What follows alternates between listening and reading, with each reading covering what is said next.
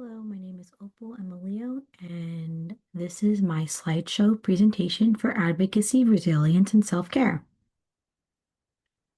So, at a micro advocacy level, which is my first slide, advocacy focuses on helping one individual client navigate systems and protect their rights.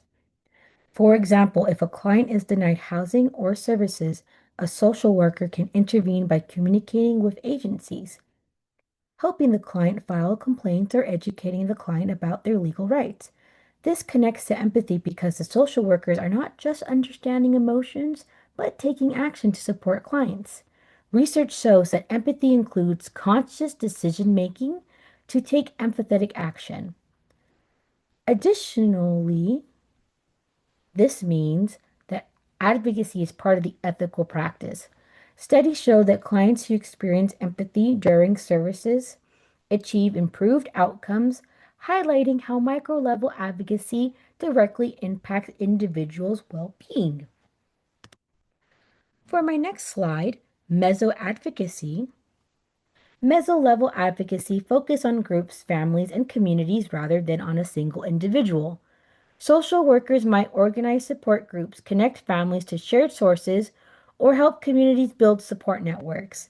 This type of advocacy is powerful because it creates collective strength and allows people to support each other. Historically marginalized communities have relied on mutual aid systems to survive inequality and discrimination.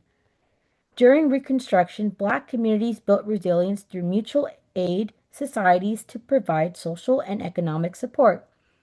This shows meso advocacy is not new. It has been a key survival strategy in the face of systemic inequality. An example would be like the Black Panthers.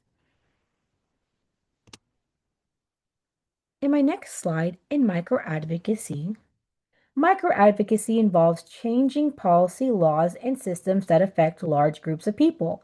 Social workers may advocate for affordable housing laws, anti discrimination policies, or expand social services.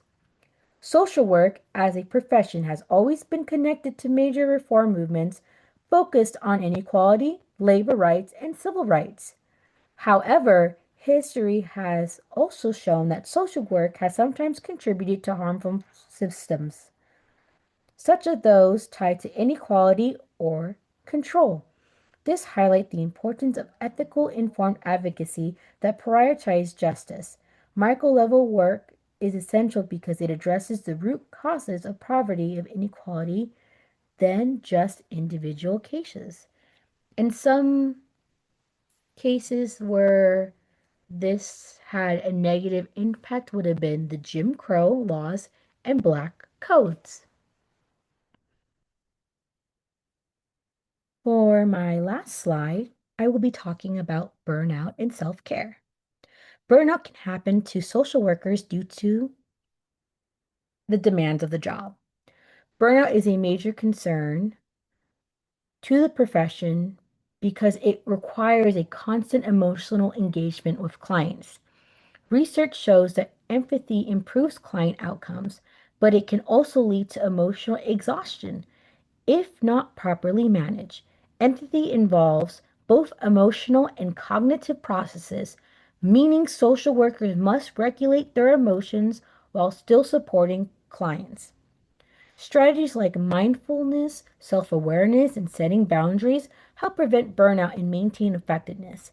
Research also shows that empathy can be developed and strengthened over time, which means self care is part of the professional growth.